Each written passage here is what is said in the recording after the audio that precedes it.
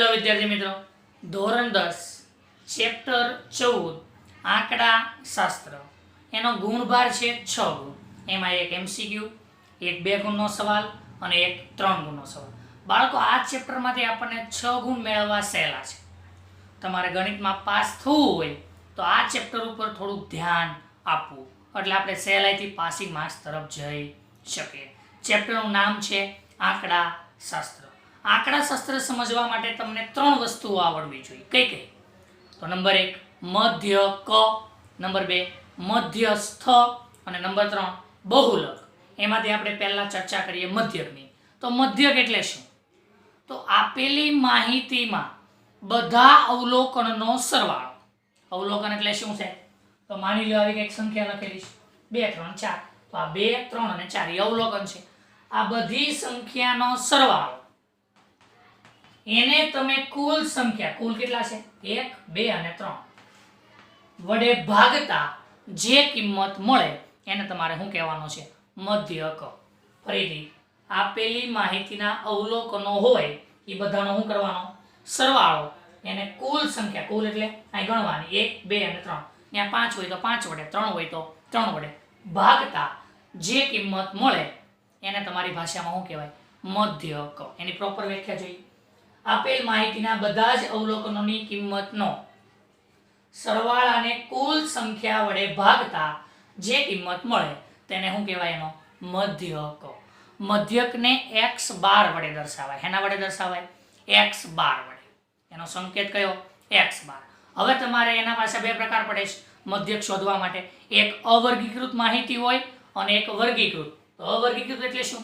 તો ખાલી સામાન્ય ભાષામાં આપણી રીતે ખાલી અંક લખેલા હોય, એટલે કે વર્ગ ન હોય. વર્ગ એટલે શું સાહેબ? તો 0 થી 10, 10 થી 20, 20 થી 30 એ બધા વર્ગો કહેવાય. આ સામાન્ય અંક લખેલા હોય એને અવર્ગીકૃત કહેવાય, અને વર્ગ આપેલો હોય એને વર્ગીકૃત કહેવાય. તો અવર્ગીકૃત માહિતીનો મધ્યક, અવર્ગીકૃત માહિતીનો મધ્યક એને શું કહેવાય? x બાર બરાબર આ કંઈક ઈ જેવું લખેલું છે એને શું કહેવાય? સિગ્મા. શું કહેવાય બાળકો? સિગ્મા. શું કહેવાય? સિગ્મા xi છેદમાં n. આ n એટલે કુલ સંખ્યા અને આ xi એટલે તો આ x1 x2 x3 x4 જેટલી આપી હોય એટલી. i એટલે 1 2 3 4 5 6 બધાનો સરવાળો. સિગ્માને આપણી ગણિતની ભાષામાં શું કહેવાય? સરવાળો. શું કહેવાય? સરવાળો. એ ગ્રીક અક્ષર છે. કેવો અક્ષર છે? ગ્રીક અક્ષર. રેડી? હવે એના જ આધારે જ્યારે આવૃત્તિ આપેલી હોય, આવૃત્તિ એટલે શું? તો આપણે ધોરણ 9 માં કંઈક ભણી ગયા હતા. આવા કંઈક લીટા પાડીને આવૃત્તિ દોરેલી હતી કંઈક. જો આવૃત્તિ આપેલી હોય તો એના માટેનું સૂત્ર x બાર બરાબર સિગ્મા fi xi છેદમાં n. fi એટલે તો f1 2 3 4 5 બધા x 1 2 3 4 5 બેયનો ગુણાકાર. fx એટલે બંનેનો ગુણાકાર છેદમાં n. n એટલે તો આપણે ઓળખીએ છીએ કુલ સંખ્યા. ન્યા ક્યારેક પેપરમાં આવું પણ લખાઈને આવે સિગ્મા fi. આ પણ સાચું છે. n ને તમે શું લખી શકશો? n બરાબર સિગ્મા fi. આવી રીતે પણ એને લખી શકાય. ક્યારેક પેપરમાં પૂછાય n બરાબર ખાલી જગ્યા, તો આ એનો સાચો વિકલ્પ સિગ્મા fi. એટલે કે બધી જ આવૃત્તિનો સરવાળો એને એના વડે દર્શાવાય? n વડે. n એટલે કુલ સંખ્યા. હવે તમારે વર્ગીકૃત માહિતી માટેનું સૂત્ર લખવાનું. તો વર્ગીકૃત માહિતી મેળવવા માટે 2 પ્રકાર પડે. કયા કયા 2? નંબર 1 સતત વર્ગ અને નંબર 2 અસતત. સતત એટલે શું? તો જેની અધ અને ઉધ્વ. તો અધ કોને કહેવાય અને ઉધ્વ કોને કહેવાય? તો 0 થી 10. આ 0 એ અધ છે અને 10 ઈ ઉધ્વ છે. આને અધ સીમા કહેવાય અને ઉધ્વ સીમા કહેવાય. તો એ સતત વર્ગ માટે જો આ વર્ગની ઉધ્વ અને પછીના વર્ગની અધ, આ 5 અને આ 5 આ બંને સમાન, તો એ સતત વર્ગ છે. અને બંને અલગ અલગ. અલગ અલગ એટલે કે 4 તો અહીંયા 5 થઈ ગયો, અહીંયા 9 તો અહીંયા 10 થઈ ગયો, અહીંયા હરખું છે તો 10 તો અહીંયા પછી લખેલું તો 10 થી 15 એવું ગમે. એટલે કે બંને આગળ પાછળની એક ઉધ્વ અને એક અધ સમાન હોય તો એ સતત, અને બંને અલગ અલગ હોય તો એ અસતત. રેડી? તો આ થઈ ગઈ સતત અને અસતતની વાત. હવે એક વસ્તુ તમારે યાદ રાખવાની, આ વસ્તુ લખી છે એમાં વર્ગ લંબાઈ આવે, તો વર્ગ લંબાઈને તમારે h કહેવાનો છે. શું કહેવાનો છે? h. શું કહેવાનો છે? h. એના માટેની વ્યાખ્યા, તો ઉધ્વ સીમા માઇનસ અધ સીમા, ઉધ્વ સીમા માઇનસ અધ સીમા, એટલે કે આ રીતે ઉધ્વ સીમા માઇનસ અધ સીમા તમે કરો એટલે તમને કોણ મળે? વર્ગ લંબાઈ h. એની વ્યાખ્યા આપી હોય તો ઉધ્વ સીમા અને અધ સીમાના તફાવતને, ઉધ્વ સીમા અને અધ સીમાના બિંદુના તફાવતને વર્ગ લંબાઈ કહે છે. એટલે કે અહીંયા 10 ઉધ્વ છે અને અધ 0, 10 માંથી 0 જાય એટલે 10, એ શું થઈ ગઈ તમારી? વર્ગ લંબાઈ. શું થઈ ગઈ? વર્ગ લંબાઈ. ઉધ્વ માઇનસ અધ એને શું કહેવાય? વર્ગ લંબાઈ. એને સંકેતમાં કયા અક્ષર વડે દર્શાવાય? h. કયા અક્ષર વડે? h એટલે કે હાઈટ. h વડે દર્શાવાય છે. હવે મધ્યક વર્ગીકૃત માહિતી માટે આપેલો હોય તો એની 2-3 રીત છે. હવે એ કઈ કઈ રીત? તો નંબર 1 પ્રત્યક્ષ રીત, એનું એક સૂત્ર આવશે. ધારેલો મધ્યક, એનું એક સૂત્ર આવશે. અને વિચલનની રીત, એનું સૂત્ર આવશે. સાહેબ આ પ્રત્યક્ષ રીત એટલે? તો સીધી રીત. સીધી એટલે આપણી ભાષામાં સાદી રીત. સીધી રીત માટેનું સૂત્ર આપણે અહીંયા જોયું જ છે, સિગ્મા fi xi છેદમાં n. n એટલે સિગ્મા fi. આ તો યાદ રહી જાય એવું છે. એને કયું સૂત્ર કહેવાય? પ્રત્યક્ષ રીત અથવા તો સીધી રીત. પેપરમાં તમને સવાલ પૂછાય, સીધી રીતે દાખલો ગણો, તમે આ બેમાંથી એક મૂકો તો દાખલો કેવો પડે? ખોટો. રેડી? હવે આનો ઉપયોગ ક્યારે થાય? હવે બાળકો તમારે બધા દાખલા માટે યાદ રાખો, આ સૂત્ર ક્યારે વાપરી શકાય? જ્યારે સંખ્યા નાની હોય. સાહેબ કોની સંખ્યા નાની હોય? તો આ વર્ગ લંબાઈઓની સંખ્યાના આંકડા નાના હોય. આ તો આપણે લખેલું છે, આ અહીંયા મેં ઉદાહરણ લીધું તો 2, 3, 4, તો આ નાના અંક કહેવાય. તો તમે આ સૂત્ર મૂકો તો સરળતાથી જવાબ મળે. પણ ત્યાં માની લો કે 2,18,000, 2,19,000, 2,22,000 એવા આંકડા લખ્યા હોય અને આપણે અહીંયા સરવાળો કરી તો જવાબ ખોટો પડવાની શક્યતા છે. કેમ? એકાદી વધી મૂકતા ભૂલાઈ જાય તો એને દાખલો ખોટો પડવાની શક્યતા છે. એટલે આનો ઉપયોગ ક્યારે કરવાનો? તમારે નાના આંકડાઓ આપેલા હોય, એટલે કે વર્ગો કેવા હોય? નાના. બહુ મોટા વર્ગો હોય, વર્ગો એટલે આ નાના વર્ગો કહેવાય. ને આવું આવી જાય 500 થી 700, 700 થી 900, તો આ મોટા વર્ગો કહેવાય. તો ત્યાં તમે આ રીત વાપરો તો જવાબ મળે, પણ ભૂલ રહેવાની શક્યતા વધુમાં વધુ છે. રેડી? નંબર 2 x બાર બરાબર a plus sigma fi di છેદમાં n. સાહેબ આ a એટલે હું? તો a એટલે ધારેલો મધ્યક. a એટલે ધારેલો મધ્યક. સાહેબ ધારવા ક્યાં જવાનું? તો તમારે મધ્ય કિંમતમાંથી ધારવો પડે. સાહેબ આ તમે નવું લેવા, મધ્ય કિંમત એટલે શું? તો અહીંયા મધ્ય કિંમતનું સૂત્ર બતાવું છું. મધ્ય કિંમત માટેનું એક સૂત્ર યાદ રાખવાનું, અધ સીમા પ્લસ ઉધ્વ સીમા ભાગ્યા 2. તો સાહેબ અહીંયા જોઈએ છે, તો આ અધ, આ ઉધ્વ, બંનેનો સરવાળો, એને કેટલા વડે ભાગવાનું? 2. એટલે તમને શું મળે? મધ્ય કિંમત. એ મધ્ય કિંમતમાં તમારે કોઈ પણ એક અંક પસંદ કરવાનો, એને એ કહેવાય. કોઈ પણ એક, એવું જરૂર નથી કે ગમે તમને મનમાં આવે, એને શું કહેવાય? મધ્યક, એટલે કે ધારેલો મધ્યક. રેડી? Sigma fi di. સાહેબ fi એટલે તો ખબર, આવૃત્તિ. આ di એટલે શું? તો di માટે મેં અહીંયા લખ્યું છે, આ એનું સૂત્ર છે, યાદ રાખવાનું છે. di બરાબર xi માઇનસ a. xi એટલે મધ્ય કિંમત. મધ્ય કિંમતમાંથી તમારે ધારેલી મધ્યકની કિંમત શું કરવી પડે? બાદ. આ મધ્ય કિંમત છે અને આ ધારેલી કિંમત છે, એ બંનેની બાદબાકી કરો એટલે અહીંયા d ની કિંમત મળે. વારાફરતી જેટલી કોષ્ટકમાં આપેલી એટલી વખત ગણતરી કરવી પડે. એ તમે દાખલો જોવો એટલે વધારે આઈડિયા આવશે. રેડી? હવે આ થઈ ગયું તમારું ધારેલા મધ્યકનું સૂત્ર. ધારેલી રીતનું સૂત્ર હોય, ધારેલ મધ્યકની રીત, એનું સૂત્ર ફરીથી x બાર બરાબર a plus sigma fi di છેદમાં n. છેલ્લું સૂત્ર x બાર બરાબર a plus sigma fi ui છેદમાં n ગુણ્યા h. બધાને ઓળખી છે. a એટલે ધારેલો મધ્યક, fi એટલે આવૃત્તિ. સાહેબ ui એટલે? તો ui એટલે? તો ui માટે અહીંયા જરીક લખી દઈએ. તો ui એટલે શું? તો ui બરાબર xi માઇનસ a છેદમાં h. ઉપર જે કર્યું એ જ છે, પણ એને તમારે વર્ગ લંબાઈ વડે ભાગવાનું, એને વિચલનની રીત કહેવાય. અને જો તમે ભાગાકાર ન કરો તો એ તમારી ધારેલ મધ્યકની રીત છે. રેડી? ગમે એ રીતમાં તમે સૂત્રમાં કિંમત મૂકો, જવાબ બધાનો સરખો મળે, પણ આપણને સૂત્ર એટલે કે સૂચના આપેલી હોય એનો ઉપયોગ કરવાનો, અને જ્યારે આંકડાઓ નાના હોય તો આ વાપરવાનું, બાકી તમે ગમે તે વાપરી શકો. ui એટલે xi માઇનસ a, xi એટલે મધ્ય કિંમત, એમાં ધારેલો મધ્યક બાદ કરો અને એને કેટલા વડે ભાગવાનું? h. h એટલે કે વર્ગ લંબાઈ. કેટલા વડે ભાગવાનું? h વડે. અને આ h ને તો આપણે ઓળખીએ છીએ વર્ગ લંબાઈ. વર્ગ લંબાઈ એટલે ઉધ્વ માઇનસ અધ, 700 માઇનસ 500. આવી રીતે યાદ રાખીએ. હવે સાહેબ આને યાદ રાખવાની ટૂંકી રીત, બાળકો થોડું ધ્યાનથી સાંભળો.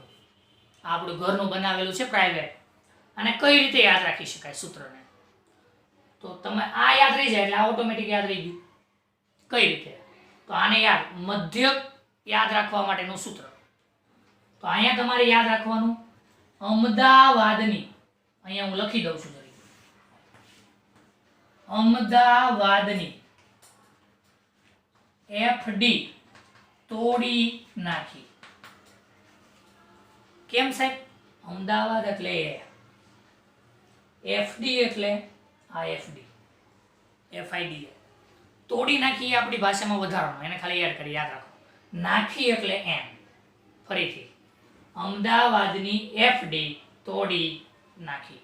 હું યાદ રાખવાનું અમદાવાદની FD તોડી નાખી. જો આ યાદ રહી જાય તો અહીંયા તમારે કાંઈ નથી કરવાનું, ડી ની જગ્યાએ હું યાદ રાખવાનું? યુ. હવે આને એમ યાદ રાખે અમદાવાદની FU તોડી નાખી, અમદાવાદની FU તોડી નાખી. પણ આ બાજુમાં શું છે બાળકો? h. શું છે? h. એટલે આ યાદ રહેવું જરૂરી છે, પછી આ તો ઓટોમેટિક આવડી જાય. એટલે આને કેમ યાદ રાખવાનું? અમદાવાદની FD તોડી નાખી. યાદ રહે બાળકો? આગળનો ટોપિક બાળકો, ટોપિકનું નામ છે મધ્યસ્થ. તો મધ્યસ્થ એટલે શું? તો એવા અવલોકનો જેને ચડતા અથવા ઉતરતા ક્રમમાં લખવાના. ચડતો અને ઉતરતો ક્રમ અને બરોબર વચ્ચે હોય એ અવલોકનને શું કહેવાય? મધ્યસ્થ. તો આપેલ અવલોકનને ચડતા કે ઉતરતા ક્રમમાં ગોઠવતા બરોબર મધ્યમાં, મધ્યમાં એટલે કે વચ્ચે આવતા અવલોકનને મધ્યસ્થ કહે છે. ઉદાહરણ તરીકે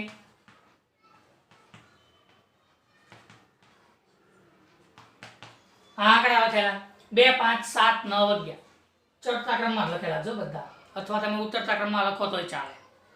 2 5 7 9 તો ચડતા ક્રમમાં ગોઠવવા પડશે નહીં. બરોબર વચ્ચે કોણ છે? 7. તો આ માહિતીનો મધ્યસ્થ કેટલો હશે? 7. એના પાછા બે પ્રકાર પડે, કાં તો એ યુગ્મ હોય અથવા અયુગ્મ. યુગ્મ એટલે અહીંયા આંકડા ગણો કેટલા છે?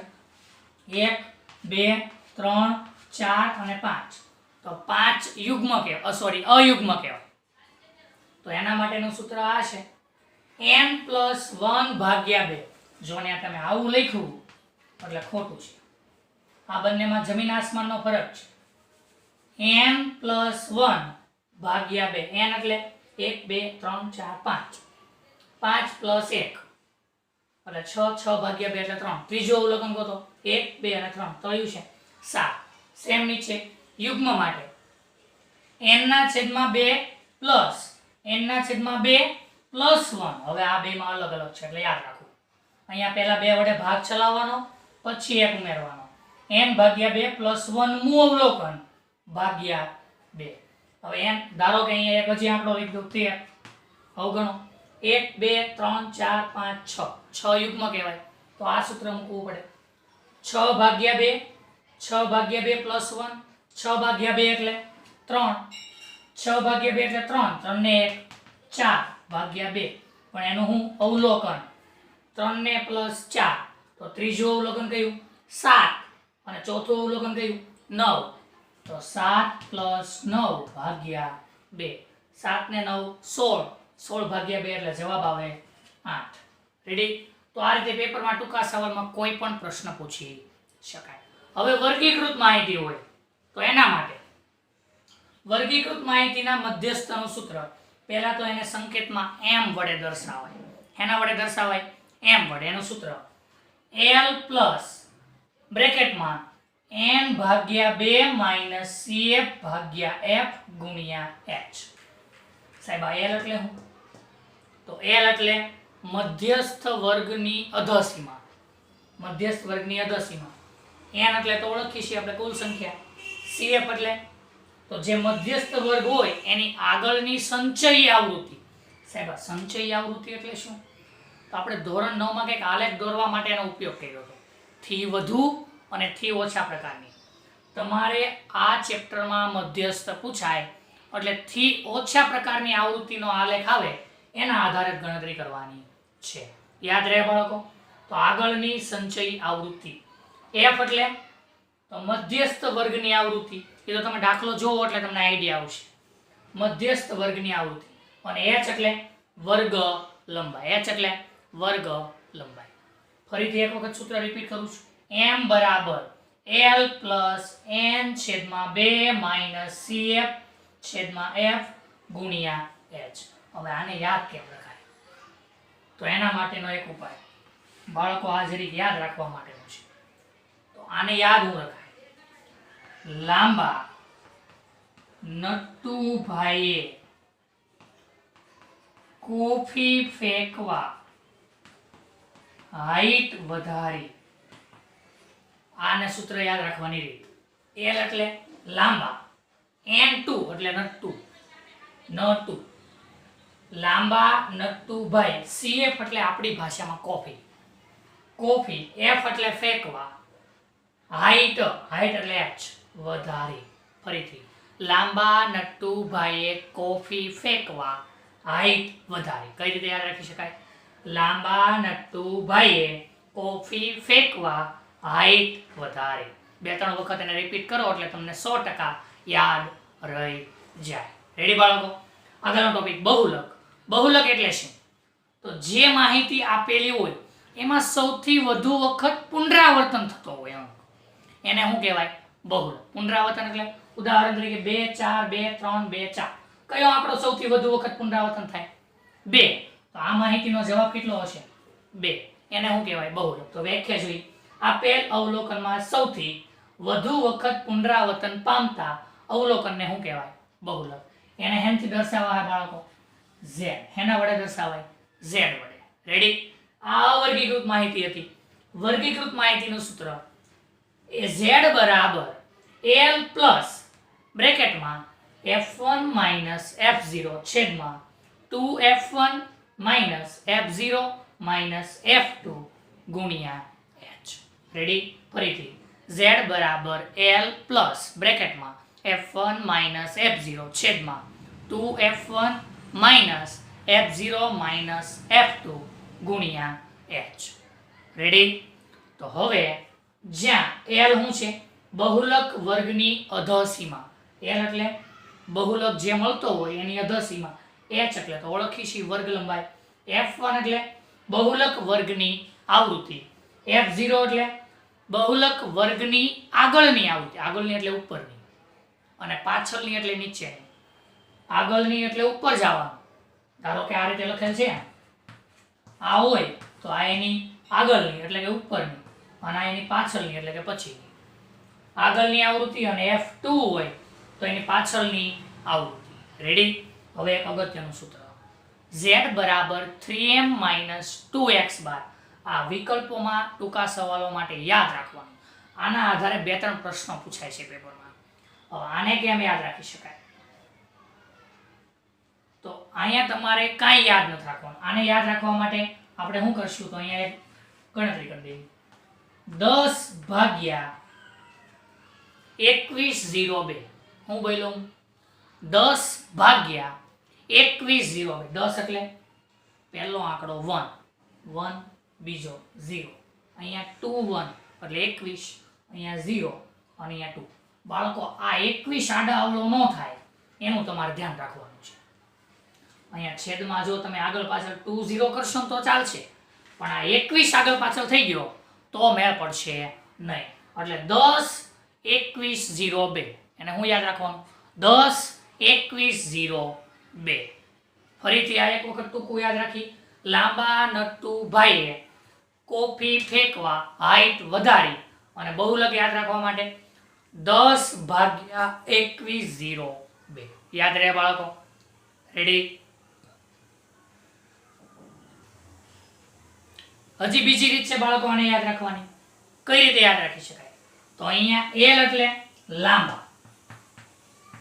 લાંબા 10 ભાઈએ, ફરીથી લાંબા 10 ભાઈએ 21-0-2 વ્યક્તિને હટ કરી. હટ એટલે એચ. હું એચ એટલે હટ. ફરીથી તો અહીંયા ટૂંકમાં લખી દઉં છું. લાંબા 10 ભાઈએ 21-0-2 ને હટ કરી. હટ એટલે આપણી ભાષામાં એચ. 10 એટલે 1-0, 21 એટલે 21-0-2. યાદ રહે બાળકો?